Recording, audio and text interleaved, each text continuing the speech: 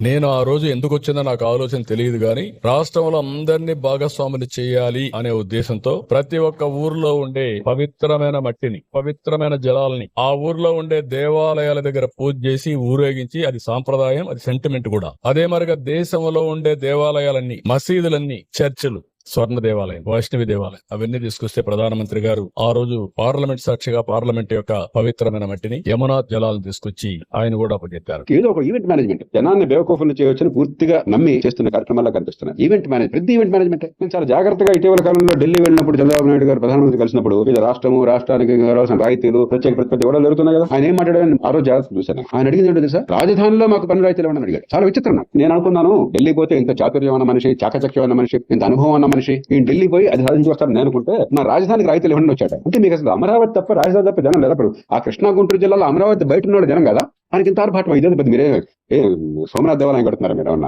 మన ఊరూర మట్టి ఊరూర నీళ్ళు ఏంటిది అంటే ఒక పూనక పుట్టినట్టుగా ప్రజల్లో ఒక గందరగోళం సృష్టించి అద్భుతం జరుగుతున్నట్టుగా భ్రమను కల్పించి ప్రతిదానికి ఒక ఈవెంట్ చేసి 4 లక్షల మంది వచ్చి ఏర్పాటు చేసి కోట్ల రూపాయలు ఖర్చు పెట్టి అసలు పని ఏం చేయక్కర్లేదు.